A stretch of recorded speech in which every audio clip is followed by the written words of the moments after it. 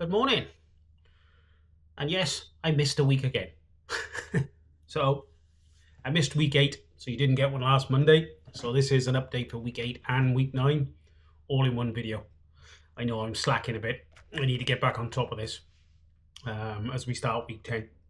So weird week with week 8. So I was quite a productive week 8. I got my notes here, got my cheat notes because I can't remember that far back. Monday was a rest day, although I didn't go out and do any walking. There was no time on feet walking down on the Monday. But I made up for it on the Tuesday with a tempo run. And I'm trying to work now on more perceived effort than pace. And it felt really good, actually. So I'm watching my heart rate more than my times. And as it turns out, it came in at about an average of about, I don't know, it took me 51 minutes for just over 8K, it seemed okay for me. I enjoyed that. The Wednesday then, I haven't done any strength training at all since I've been home. And to be honest, I've given up now till I get back again. I'm still having trouble with my shoulder though, so I think I'll be knocking the upper body strength training on the head for a while until I've seen a doctor about it and find out what's really going on. We moved into the Thursday, and that was an 8K easy run, which was nice and straightforward. Again, about 55 minutes or so. So a bit slower than the tempo run, but not much slower. So Friday, again, like I said, I'm not doing upper body strength training now because of my shoulder. But I did get out and did a walk. Me and the wife went out and did a walk, actually, I should say. So we only did about 4K though. But obviously where we live, got plenty of hills, so some good elevation gain in there. I think it was about 100 meters elevation gain, which was pretty tidy. Friday then, that was the Friday, sorry. Saturday was long run day, and that was really enjoyable. I got back into my fueling. Plenty of fueling was going on. It was originally a 28K run, and I went up over where we live, down to the next valley and back up the other side, and that's a really steep valley, so I had lots of elevation gain. In fact, it was over 1,000 meters of elevation gain. Although it was supposed to be 28K, I cut the last 3K loop out of it because I'd already done 6K, I think, into the wind, and I had enough by then. So I decided to cut the last 3K loop out, and it came in at 25, just on the 25K mark by the time I got home. And then, but I followed that up on the Sunday with a 9K back-to-back easy run. So somewhere on the screen now, the numbers for week 8 was I did a total of, I only had 4.07K of walking, but I had just over 50K of running, about 6 hours, 54 minutes. And like I said, it was over 1,000 meters of elevation gain. So that was a good week when it comes to running, I think. Probably my most productive so far, in fact. No cycling.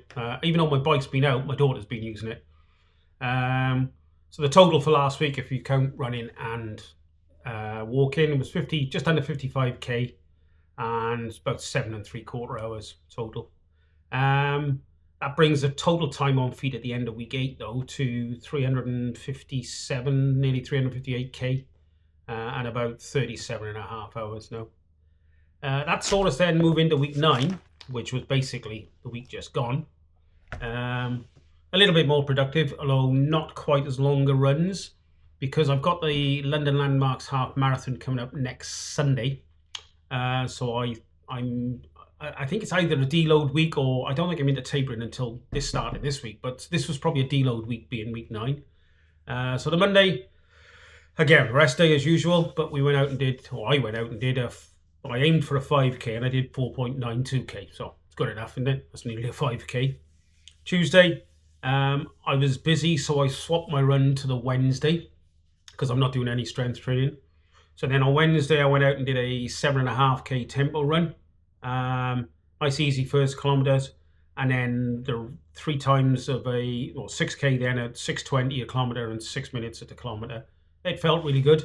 I think my daughter was pacing me on the bike for that one, and she couldn't keep up, which is quite promising for me, or letting it down for her, one of the two, I'm not quite sure. Anyway, that was the Wednesday. Back on track then on the Thursday. and I went out and did a 5.5k easy run. Like I say, I think this is a deload week now, week 9, or was last week. Although it did only come in at 4.94, I did push it a bit, so about 34 minutes or something. Friday, nothing done. Saturday, again, this was supposed to be a 19k run, but I went up over the mountain again, and the weather was absolutely appalling. It was, from the start, wind, rain, and when I got up on the top, it was like whiteout conditions. It was 50-meter visibility.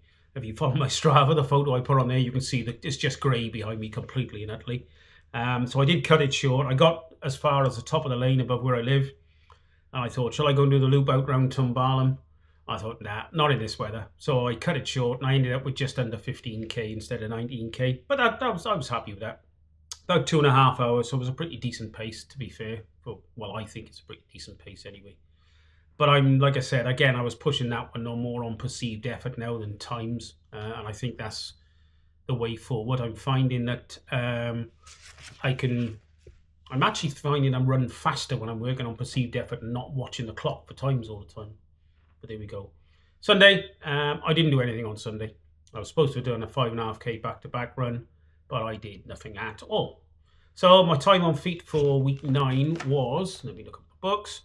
I did 4.92k walking, about 54 minutes or so. 27, just over 27k of running, and nothing on the bike. So we had a total of 32k and about just under 5 hours, 4 hours 38 or something, 900 meters of elevation gain. That brings the totals then up to, at the end of week 9, to 300, just under 390k, and just under 42 hours of time on feet. And we're up to about 4,700 meters of elevation now. So that's where we are as we go into week 10. So week 10, this week is a tapering week because I've got the London Landmarks half marathon next Sunday. So tomorrow, I think it's supposed to be an intervals run. I'm actually up in Aberdeen. So I've got to go out from the hotel. Yeah, look, another hotel room. The last one was in a hotel room as well. I've got to go out and do 7.5k in the morning. I think it's a 2k warm up and then 4k of intervals and then just run back, then easy run back. Thursday then, I believe I've got a 7 or 8k easy run to do. And that's it then. We're up to London on Saturday and the London Landmarks is on Sunday, which is the end of week 10. That brings us to the end of week 10. So hopefully Monday, next Monday, I will get a video out on time for 1 week, not 2. Anyway, that's where we are up until now. All feeling good at present. I've been really glad for the chance to do all these mountains at present. The elevation gain has been spot on. Going back to Abu Dhabi shortly. Actually, I've got another week after the London Landmarks, but that'll all be in London. Then I got to go back, but then we're back to the desert and Birdcage Hill for the elevation gains. But I noticed straight away after the London Landmarks, the distances are increasing pretty rapidly. Soon we're getting above 30k now, and they're increasing in a big way, because I think we've only got, is it about maybe 15 weeks to the Ultra X now? Yeah, I think it's 15 weeks to go. Anyway, that's it for this one. See you soon.